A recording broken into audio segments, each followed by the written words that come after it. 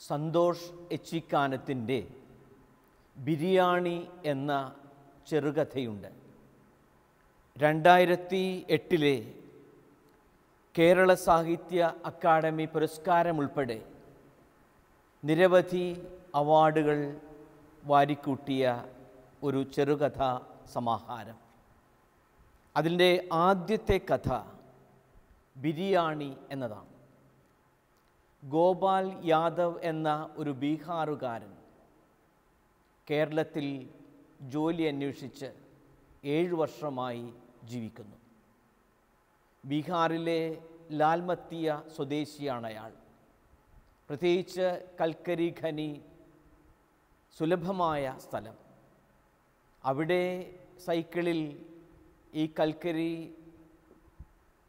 സംഭരിച്ചുകൊണ്ട് വളരെ തുച്ഛമായ വേതനം സ്വന്തമാക്കി തൻ്റെ കുടുംബത്തെ കഷ്ടപ്പെട്ട് പോറ്റി നിലനിന്നിരുന്ന മനുഷ്യൻ ഇവിടെ കാസർഗോഡ് ജില്ലയിൽ 7 വർഷമായി ജോലി ചെയ്യുന്നതെങ്കിലും 15 വർഷമായി സ്വന്തം നാടും വീടും പരിചിതമായ സാഹചര്യങ്ങളും ഉപേക്ഷിച്ച് ഈ അന്യ സംസ്ഥാന തൊഴിലാളി ഇവിടെ വന്നിട്ട് പതിവ് പോലെ ആരെങ്കിലും തനിക്കൊരു ജോലി തരും എന്നുള്ള പ്രതീക്ഷയോടുകൂടെ അയാൾ കാത്തിരിക്കുകയാണ്. അപ്പോഴാണ് ഒരു സമ്പന്ന കുടുംബത്തിലെ ആഘോഷത്തിന് അവിടെ ജോലി ചെയ്യുവാൻ വേണ്ടി ഇയാളെ വിളിക്കുന്നത്. അയാൾ 300 രൂപ ആവശ്യപ്പെട്ടെങ്കിലും 250 രൂപ കൂലി നിശ്ചയിച്ചു. കാരണം ഇതാണ്: ഒരു മലയാളിയാണെങ്കിൽ 600 രൂപ, തമിഴനാണെങ്കിൽ 500 രൂപ, ബംഗാളിയാണെങ്കിൽ 300, ബീഹാറിക്ക് 250 മതി. അതാണ് ആ മുതലാളി അയാളോട് വ്യക്തമാക്കിയത്. അങ്ങനെ കൂലി നിശ്ചയിച്ച് അയാളുടെ വണ്ടിയുടെ പിറകിൽ കയറി വീട്ടിലേക്ക് പോകുമ്പോൾ ഗോപാൽ യാദവ് സ്വാഭാവികമായും തൻ്റെ നാടിനെപ്പറ്റി അറിയാതെ ഓർത്തുപോയി. തൻ്റെ മകളെപ്പറ്റി. അവൾ തനിക്ക് ആവശ്യത്തിന് ഭക്ഷണം കൊടുക്കാൻ സാധിക്കാതിരുന്നതുകൊണ്ട് ഇങ്ങനെ അച്ഛനെ കാത്തിരുന്ന് വിശന്ന് വലഞ്ഞ് അവസാനം മണ്ണ് വാരി തിന്ന് കഴിയുന്ന ആ മകളെപ്പറ്റി ഇയാൾ ഓർത്തുപോയി. അതോടൊപ്പം തന്നെ മാതങ്കി എന്ന പേരായ തൻ്റെ ഭാര്യയും. അങ്ങനെ അവരെല്ലാം മനസ്സിൽ ഓർത്ത് ധ്യാനിച്ച് ഈ മനുഷ്യൻ ഈ വണ്ടിയുടെ പിറകിൽ കയറി അവസാനം വീട്ടിലെത്തുന്നു. അവിടെ വന്നപ്പോൾ നല്ല ബസ്മതി ചോറിൻ്റെ ഗന്ധം അയാൾക്ക് ആസ്വദിക്കാനായി. അതിൻ്റെ ആ വാസന ഇയാളുടെ മൂക്കിലേക്ക് അടിച്ചപ്പോൾ അയാൾ വീണ്ടും ഓർത്തു തൻ്റെ ഭാര്യയെ. അവൾ 6 മാസം ഗർഭിണിയായിരുന്നപ്പോൾ അവളാണ് ആദ്യമായി ലാൽമത്തിയയിലെ തന്നെ ഒരു കടയിൽ കൊണ്ടുപോയി ഈ ബസ്മതി അരി ഒരു പിടി വാരി ഇയാളുടെ മൂക്കിൽ വെച്ച് മണുപ്പിച്ചത്. അതിനുശേഷം അവളും ഒന്നുകൂടെ അതിൻ്റെ വാസന ആസ്വദിച്ചു. അവൾക്കേതോ ഒരു അഭൗമികമായ സന്തോഷത്തിലായതുപോലെ. കാരണം ഈ ബസ്മതി അരിയുടെ ആ വാസന അവൾക്കെന്തോ ഏറെ ഇഷ്ടപ്പെട്ടു. തങ്ങൾക്ക് ഈ ബസ്മതി റൈസ് വാങ്ങി ഭക്ഷിക്കുവാൻ സാധിക്കാത്തതുകൊണ്ട് വെറും 50 ഗ്രാം ഒരു ചെറിയ കടലാസ് പൊതിയിൽ ഗോപാൽ യാദവ് ആ കടയിൽ നിന്ന് വാങ്ങിച്ച് ഇവൾക്ക് കൊടുക്കുന്നു. അവൾക്കേറെ സന്തോഷമായി. അവളതിങ്ങനെ മടുത്തു നോക്കുന്നു, അതിൻ്റെ വാസന ആസ്വദിക്കുന്നു. അതോടൊപ്പം തന്നെ തിരികെ വീട്ടിലേക്ക് പോകുമ്പോൾ അല്പാൽപമായി ഇങ്ങനെ വായിൽ ഇട്ട് അതാസ്വദിച്ച് ചവച്ചരച്ച് അവൾ കഴിക്കുകയും ചെയ്യുന്നു. അങ്ങനെ ഈ ഭവനത്തിൽ ജോലിക്കായി വന്നപ്പോൾ അവിടെ ബിരിയാണി വയ്ക്കുന്ന ആ ബസ്മതി അരിയുടെ സുഗന്ധം, പരിമളം, വാസന ഇങ്ങനെ തനിക്ക് ലഭ്യമായപ്പോൾ അറിയാതെ വീണ്ടും മാതങ്കിയെ ഓർത്തു. അങ്ങനെ അയാൾക്ക് അവിടെയുള്ള ജോലി ഏൽപ്പിച്ചു. വലിയൊരു പിക്കാക്സും ഒക്കെ ഏൽപ്പിച്ച് ഇയാളുടെ തന്നെ വലിപ്പത്തിലുള്ള വലിയ ഒരു കുഴി കുഴിക്കണം. അത് ആ വലിയ പറമ്പിൻ്റെ അറ്റത്തുള്ള ആ തൊടിയിൽ തന്നെ. അങ്ങനെ അയാൾ പ്രഭാതം മുതൽ ഏകദേശം ഉച്ച കഴിയുന്നതുവരെ ഈ വലിയ കുഴി, അയാളുടെ ഉയരത്തിലും നീളത്തിലുമുള്ള വലിയ ചതുരക്കുഴി തീർത്തു. അങ്ങനെ കുഴി തീർത്തപ്പോഴാണ് വലിയ 1-2 ചെമ്പ് വേസ്റ്റ് ഭക്ഷണം, ഈ ബിരിയാണി, ഈ ബസ്മതി റൈസിൽ ശരിയാക്കിയിട്ടുള്ള, അതോടൊപ്പം തന്നെ ഇറച്ചിക്കറിയും മറ്റും ഒക്കെയുള്ള വളരെ നല്ല മണം വാസന കൊടുക്കുന്ന ഈ ഭക്ഷണത്തിൻ്റെ വേസ്റ്റ് ഈ കുഴിയിൽ നിക്ഷേപിക്കുവാൻ കൊണ്ടുവരുന്നത്. അയാളോട് ആവശ്യപ്പെട്ടു അത് നന്നായി ചവിട്ടി താഴ്ത്തി അതിലേക്ക് ഇടുക. കാരണം വീണ്ടും ഭക്ഷണം അധികം വന്നത് ഇവിടെ കൊണ്ടുവന്ന് നിക്ഷേപിക്കേണ്ടിയിരിക്കുന്നു. അങ്ങനെ ഈ ബസ്മതി റൈസ് അതിൻ്റെ വാസന ഇയാൾ ആസ്വദിച്ചുകൊണ്ട് തന്നെ അതോടൊപ്പം തന്നെ തൻ്റെ ഭാര്യയെ ഓർക്കുന്നു. അപ്പോഴാണ് ആ ഭവനത്തിലെ ഒരു കൊച്ചു പയ്യൻ ഇയാളോട് കുശലം പറയുവാൻ വരുന്നത്. അയാളോട് തൻ്റെ വീടിൻ്റെ കാര്യം ഈ ബാലൻ ചോദിച്ചപ്പോൾ പറഞ്ഞു, എനിക്കൊരു മകളുണ്ട്. അവളുടെ പേരെന്താണ്? അവൾക്കും ഇട്ടിരിക്കുന്ന പേര് ബസുമതി എന്നാണ്. കാരണം തൻ്റെ ഭാര്യ മാതങ്കിക്ക് ഏറ്റവും ഇഷ്ടപ്പെട്ട പേര്. അവളിപ്പോൾ എന്തു ചെയ്യുന്നു? അപ്പോൾ കണ്ണുകൾ നിറഞ്ഞുകൊണ്ട് തൊണ്ട ഇടറിക്കൊണ്ട് ഗോപാൽ യാദവ് പറയുന്നു, അവൾ മരിച്ചുപോയി. പട്ടിണി കൊണ്ട് ഈ മണ്ണ് വാരി തിന്ന് അവൾ ഏതാനും വർഷങ്ങൾക്ക് മുൻപ് 2-3 വയസ്സുള്ളപ്പോൾ അവൾ എന്നേക്കുമായി ഈ ലോകത്തിൽ നിന്ന് യാത്രയായി. അങ്ങനെ ഈ മകളെ ഓർത്ത്, മാതങ്കി എന്ന ഭാര്യയെ ഓർത്ത് ഇയാൾ കണ്ണു നിറഞ്ഞ് ആ ബസുമതി റൈസും ബാക്കിയുള്ള എച്ചിൽ സാധനങ്ങളുമെല്ലാം ഈ കുഴിയിൽ കാലുകൊണ്ട് അമർത്തി ചവിട്ടി അവിടെ നിക്ഷേപിക്കുകയാണ്. അപ്പോഴാണ് അതാ പൊട്ടിക്കാത്ത ഒരു ചെമ്പ് നല്ല ബിരിയാണി അങ്ങോട്ട് കൊണ്ടുവരുന്നു, അതും ഈ കുഴിയിൽ നിക്ഷേപിക്കുവാൻ. അത് കണ്ടപ്പോൾ ഇയാളുടെ നെഞ്ചിടറിപ്പോയി. വീണ്ടും ഭാര്യയെ ഓർത്തു, ബസുമതി എന്ന സ്നേഹത്തോടുകൂടെ പേരിട്ട ആ പിഞ്ചോമനയെ ഓർത്തു. അയാൾ അങ്ങനെ കണ്ണുനീർ വാർത്തുകൊണ്ട് ഈ എച്ചിൽ സാധനങ്ങളും അതോടൊപ്പം തന്നെ ആരും ഭക്ഷിക്കാത്ത ആ നല്ല ബസുമതി റൈസ് കൊണ്ടുള്ള ബിരിയാണിയുമൊക്കെ ഈ വലിയ കുഴിയിൽ നിക്ഷേപിക്കുന്നു. എന്നിട്ട് കഥ അവസാനിക്കുന്നത് ഇപ്രകാരമാണ്. ഗോപാൽ യാദവ് ഒരു കൈക്കോട്ട് മണ്ണുകൂടി ബസുമതിക്കുമേൽ കൊത്തി ഇട്ടു. പിന്നെ കുറേ ശ്വാസം ഉള്ളിലേക്ക് വലിച്ചെടുത്തു. ഒരുപക്ഷേ ഇന്നുള്ള സമൂഹത്തിൻ്റെ പൊള്ളയായ ആഘോഷങ്ങളെപ്പറ്റി, മറ്റുള്ളവരെപ്പറ്റി പരിഗണിക്കാതെ കരുതലില്ലാത്ത ആഘോഷങ്ങളെപ്പറ്റി കൂടുതൽ ഓർമ്മിപ്പിക്കുകയാണ് ഈ ഒരു ചെറുകഥ. എത്രയോ പേർ ദാരിദ്ര്യവും വിശപ്പും അനുഭവിച്ച് നമുക്ക് ചുറ്റും കഴിയുന്നു. ഈ ലോകത്തിൽ എത്രയോ പേർ ഒരു നേരത്തെ ഭക്ഷണമില്ലാതെ കഴിയുന്നു. ഔദ്യോഗിക കണക്കനുസരിച്ച്, യൂണിസെഫ് ഇറക്കിയ കണക്കനുസരിച്ച് 22,000 കുട്ടികൾ ഓരോ ദിവസവും ദാരിദ്ര്യം മൂലം, പട്ടിണി മൂലം മരണപ്പെടുന്നു അത്രേ. പ്രത്യേകിച്ച് ഇന്ന് ലോകമെമ്പാടും 795 ദശലക്ഷം പേർ, അതായത് 9 പേരിൽ ഒരാൾ ആവശ്യത്തിന് ഭക്ഷണം ലഭിക്കാതെ കഴിയുന്നു. ഇതാണ് ഇന്നത്തെ ലോകത്തിൻ്റെ സങ്കടകരമായ അവസ്ഥ.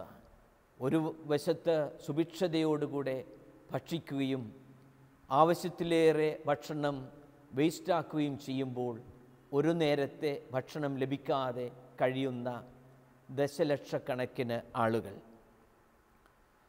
ഏഷ്യയിൽ തന്നെ 525 ദശലക്ഷം ജനങ്ങൾ ഇപ്രകാരം ദാരിദ്ര്യത്തിൽ കഴിയുന്നു, ഭക്ഷണം ആവശ്യത്തിന് ലഭിക്കാതെ കഴിയുന്നു. അതോടൊപ്പം തന്നെ സബ് സഹാറൻ ആഫ്രിക്കയിലും ലാറ്റിൻ അമേരിക്കയിലും കരീബിയയിലുമൊക്കെ വലിയ ഒരു ജനാവലി അവർക്ക് അത്യാവശ്യത്തിന് ഭക്ഷണം ലഭിക്കാതെ കഴിയുന്നു. ഇന്നത്തെ ലോകത്തിൽ ഇപ്രകാരം ആവശ്യത്തിന് ഭക്ഷണം ലഭിക്കാതെ കഴിയുന്നതിൽ 60% പേരും സ്ത്രീകളാണ്. അതിൽ 50% ഗർഭവതികളായ സ്ത്രീകൾ. അതായത് അവരുടെയും ജീവിതത്തിന് മാത്രമല്ല, തങ്ങളുടെ ഉദരത്തിൽ ഉരുവായിരിക്കുന്ന ആ കുഞ്ഞിൻ്റെ പോലും ജീവൻ അപകടപ്പെടുത്തുന്ന വിധത്തിലുള്ള അവസ്ഥയിൽ. ഈ ഒരു സാഹചര്യത്തിലാണ് നാം പ്രത്യേകിച്ച് ഈ ലോകത്തിൻ്റെ അവസ്ഥ, ഭക്ഷണത്തെ പറ്റിയുള്ള പ്രത്യേകമായ കരുതൽ നമ്മുടെ മനസ്സുകളിൽ ഉണ്ടാകേണ്ടത്. യോഹന്നാൻ്റെ സുവിശേഷം 6-ാം അധ്യായത്തിൽ യേശു തന്നെ ശ്രവിക്കുവാൻ വന്ന ജനങ്ങളെ നോക്കിക്കൊണ്ട് തൻ്റെ ശിഷ്യന്മാരോട് പറയുന്നു, ഇവർക്ക് ഭക്ഷിക്കുവാൻ നാം എവിടെ നിന്ന് അപ്പം വാങ്ങും എന്ന്. കാരണം അവരോട് കരുതലും കാരുണ്യവും കനിവുമുള്ള ക്രിസ്തുവിനെയാണ് നാം അവിടെ ദർശിക്കുക. അങ്ങനെ ശിഷ്യന്മാരോട് ഈ ഒരു ജനങ്ങളുടെ ആവശ്യത്തെപ്പറ്റി വ്യക്തമാക്കുമ്പോൾ ആദ്യം ചെയ്യുക, അവിടെയുള്ള ഒരു ബാലൻ്റെ കയ്യിൽ നിന്ന്, ഒരു പിഞ്ചു ബാലൻ്റെ കൊച്ചു ഭക്ഷണപ്പൊതിയിൽ നിന്ന് അവർക്ക് ഭക്ഷണം കൊടുക്കുവാനുള്ള തീരുമാനമാണ്. ആ ഭക്ഷണമെടുത്ത് കൃതജ്ഞതാസ്തോത്രം ചെയ്ത് അവർക്ക് വിതരണം ചെയ്യുന്നു. അങ്ങനെ ഒരു പിഞ്ചു ബാലൻ്റെ കൊച്ചു ഭക്ഷണപ്പൊതിയിൽ നിന്നും അവിടെയുള്ള എല്ലാവർക്കും ഭക്ഷണം സംതൃപ്തിയാകുവോളം കൊടുക്കുന്നു. മാത്രമല്ല യേശു പറയുക, ഒന്നും നഷ്ടപ്പെടുത്താതെ മിച്ചമുള്ള കഷ്ണങ്ങളെല്ലാം ശേഖരിക്കുവിൻ. ഒന്നും പാഴാക്കാനുള്ളതല്ല, ഒന്നും ഉച്ഛിഷ്ടമായി വലിച്ചെറിയുവാനുള്ളതല്ല. ഓരോ അരിയുടെയും പിന്നിൽ, ഓരോ വറ്റ ചോറിൻ്റെയും പിന്നിൽ വിശക്കുന്ന ഒരാളുടെ മുഖം കൂടെ നാം ദർശിക്കണം. അങ്ങനെ ഈ അനുദിന ജീവിതത്തിന് ആവശ്യമായ ഭക്ഷണത്തിൽ നിന്നാണ് ക്രിസ്തു അവരെ അടുത്ത ലെവലിലേക്ക് കൊണ്ടുവരിക.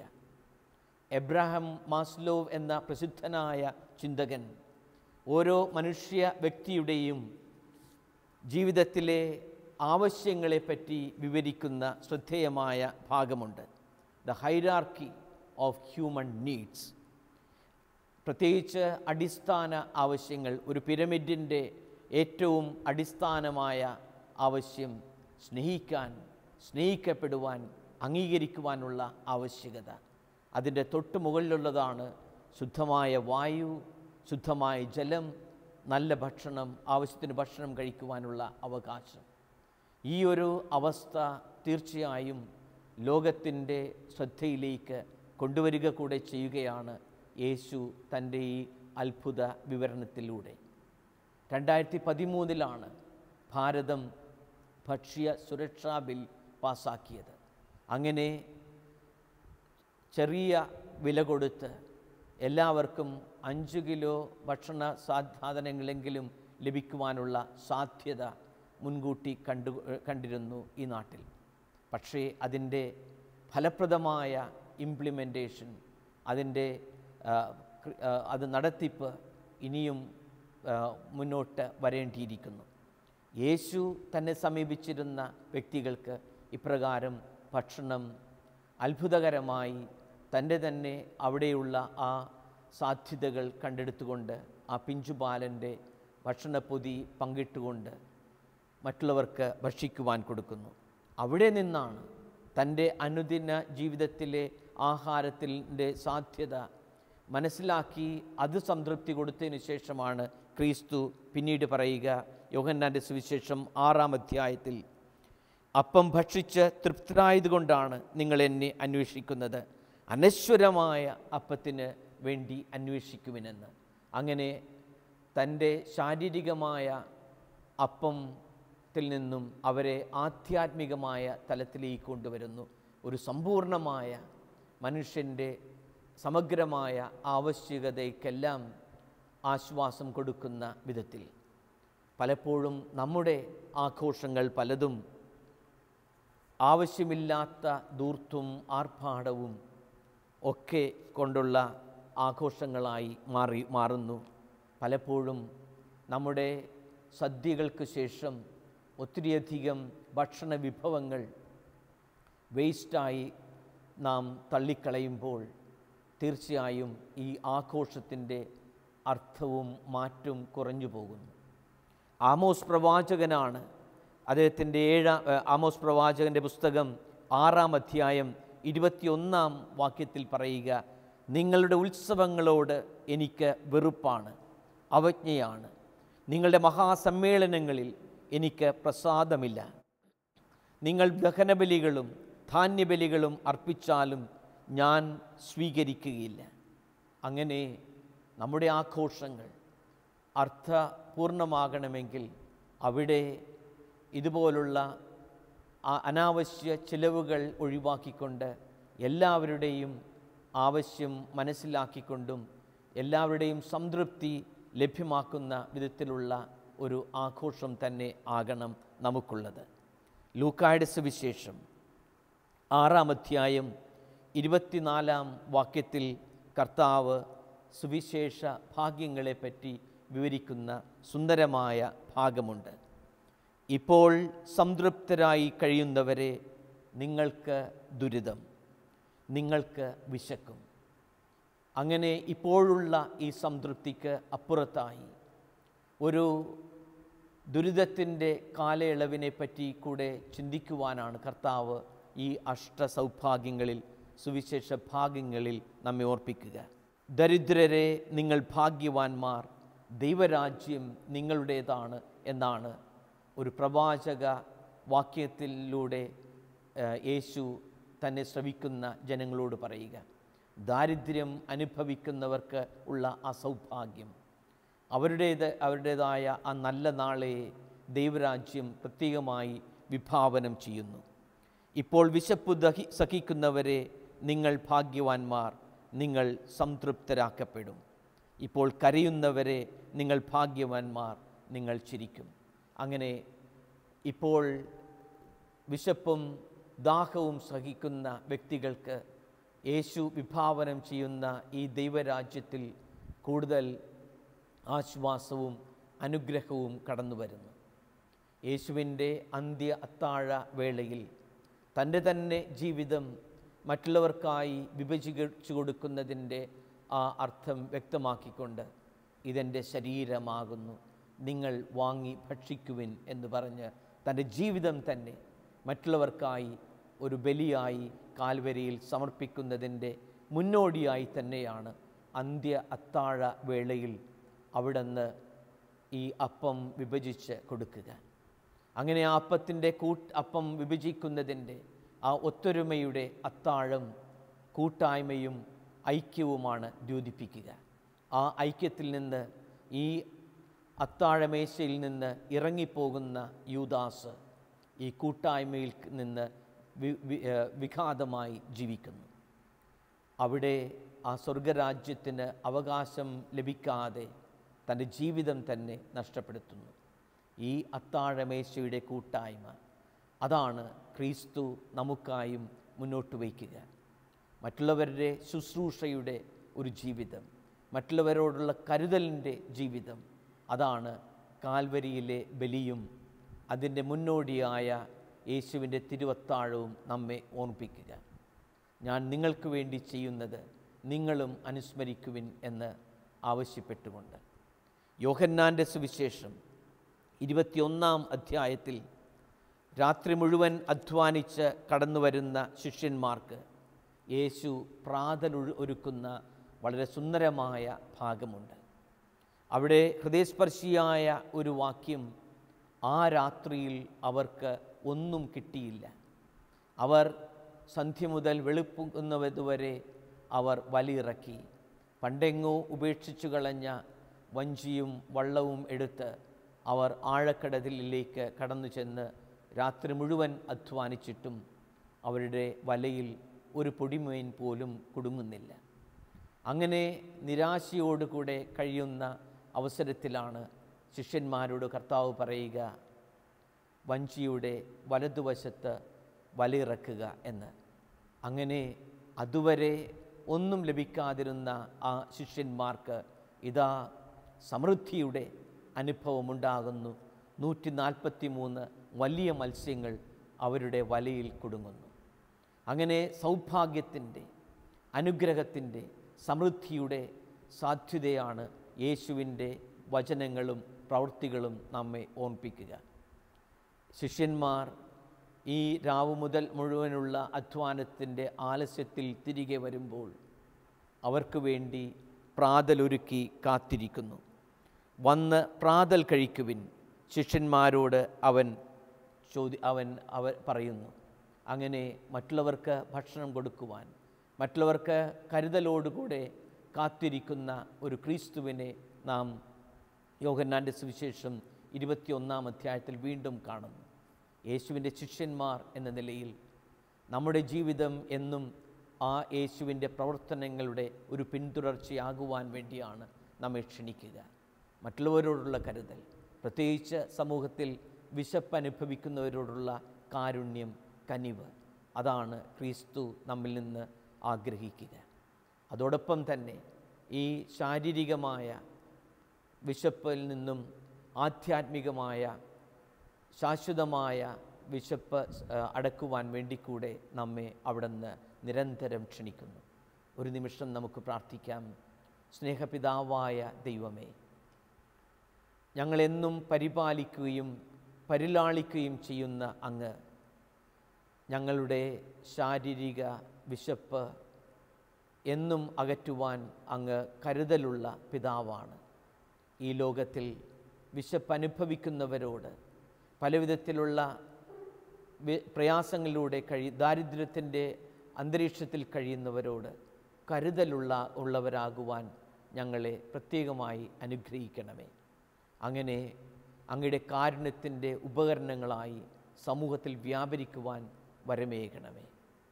യേശുവേ, അങ്ങയെപ്പോലെ അങ്ങയുടെ പാത പിന്തുടർന്നുകൊണ്ട് മറ്റുള്ളവർക്ക് സ്നേഹവും പങ്കുവയ്പ്പിൻ്റെ അനുഭവവും പകരുവാൻ ഞങ്ങൾക്ക് വരമേകണമേ. പ്രിയമുള്ളവരെ, ഭാരതത്തിൻ്റെ രാഷ്ട്രപിതാവായ മഹാത്മാഗാന്ധി പറഞ്ഞു, നമുക്ക് ആവശ്യത്തിന് വിഭവങ്ങളുണ്ട് എല്ലാവരുടെയും സംതൃപ്തി ഉറപ്പുവരുത്താൻ.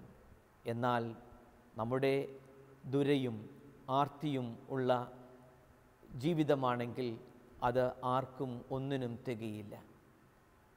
നമുക്ക് മറ്റുള്ളവരോടുള്ള കരുതലുള്ളവരായി ജീവിക്കാം. സമൂഹത്തിൽ ആരും പ്രയാസപ്പെടാതെ കഴിയുവാൻ അവരോടുള്ള കാരുണ്യത്തിൻ്റെ കിനിവ് നമ്മുടെ ഹൃദയത്തിൽ എന്നും കാത്തു സൂക്ഷിക്കാം. ദൈവം നമ്മെ സമൃദ്ധമായി അനുഗ്രഹിക്കട്ടെ.